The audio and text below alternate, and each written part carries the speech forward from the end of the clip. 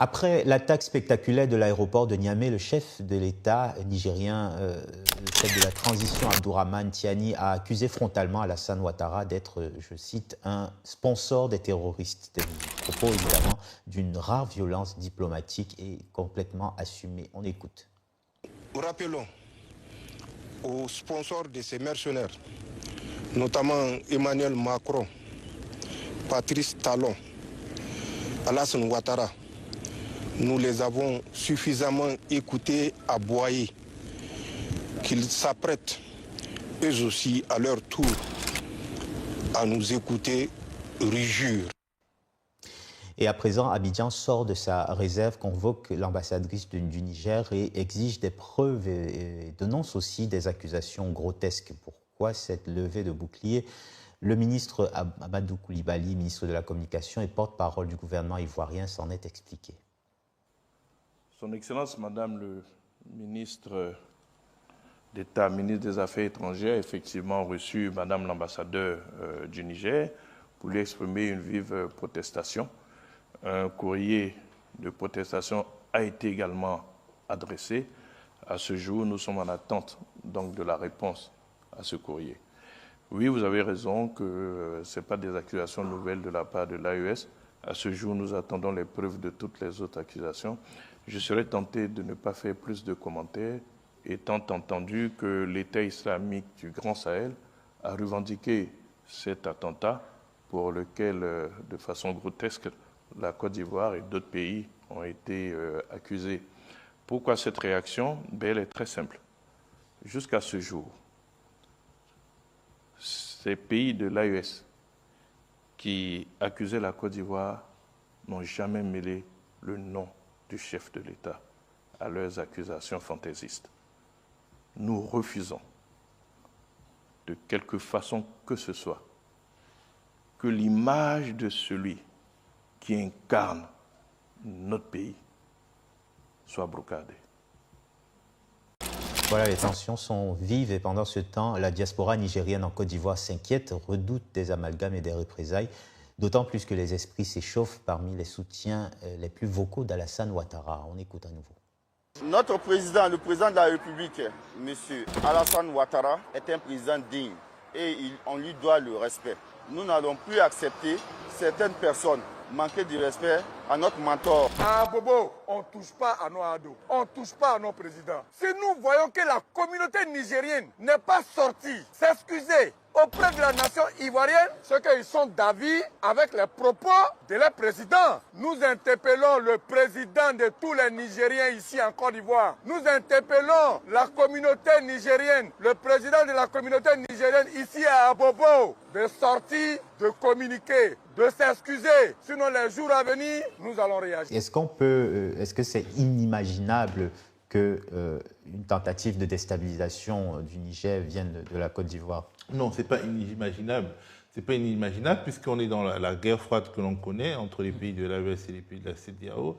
Mais je trouve que ça commence à devenir une sorte de musique un peu fatigante, les accusations croisées entre CEDEAO et AES. Parce que quand il y a eu le coup d'État, la tentative de coup d'État au Bénin, on a accusé le Niger et les pays de l'AES. Maintenant, quand il y a quelque chose au Niger, on accuse le Bénin et la Côte d'Ivoire, balle perdue. De toute façon, la Côte d'Ivoire est réputée, a été impliquée dans la sauvegarde du pouvoir de Patrice Talon et la France en Côte d'Ivoire, c'est-à-dire l'armée française en Côte d'Ivoire a été aussi impliquée là-dedans.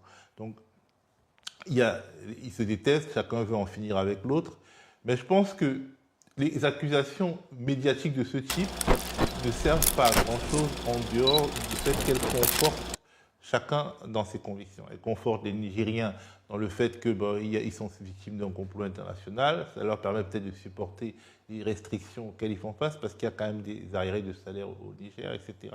Et ça conforte aussi le nationalisme ivoirien. Mais normalement, j'en reviens toujours là, au risque de me faire critiquer, mais si tous ces pays-là se trouvaient toujours au sein d'une organisation commune qui a des règles et que ces règles étaient appliquées, normalement, les protocoles de la CEDEAO interdisent le fait d'aller déstabiliser un autre pays.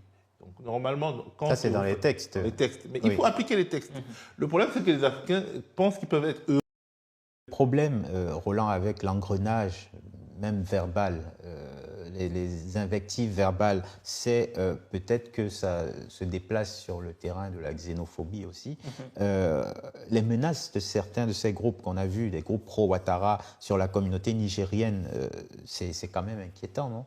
Oui, mais c'est très inquiétant et c'est pourquoi moi j'appelle de tous mes voeux une réaction politique face à toutes ces accusations-là.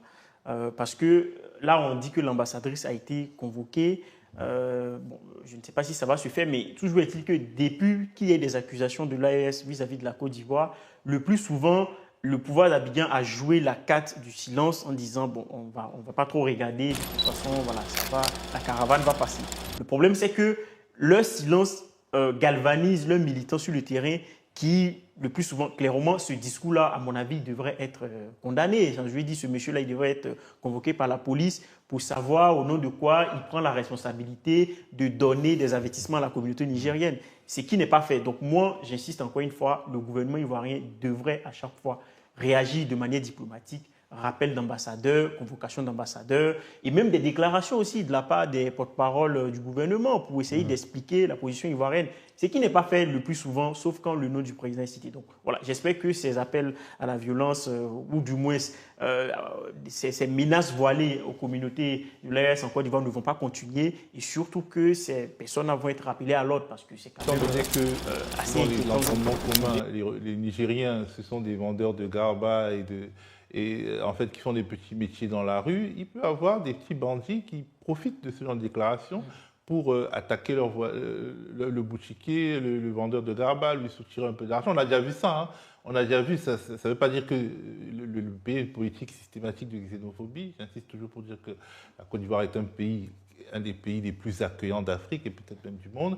Mais il ne faut pas profiter de la faiblesse de l'état de droit et des discours inflammables qu'on laisse prospérer pour que des petits bandits, comme on le voit en Afrique du Sud, se mettent à régler des comptes. Il faut faire attention.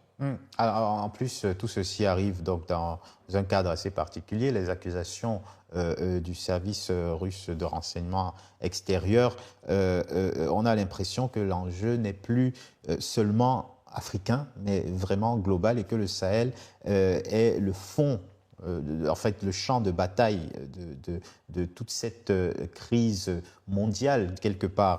Washington va jusqu'à parler de tourner la page sur les erreurs politiques commises. Comment expliquer, Théophile, cela et les conséquences pour les équilibres géopolitiques en Afrique de l'Ouest? Justement, je pense que ce que tu viens de dire prouve que les Africains n'ont pas intérêt à ces guéguerres au sein de la CEDEAO, au sein de l'Afrique. Les seuls qui peuvent y avoir intérêt, c'est les puissances extérieures qui utilisent l'Afrique comme un champ de bataille. On l'a déjà vu, nos parents l'ont vu, nos grands-parents l'ont vu pendant la guerre froide. Reprendre les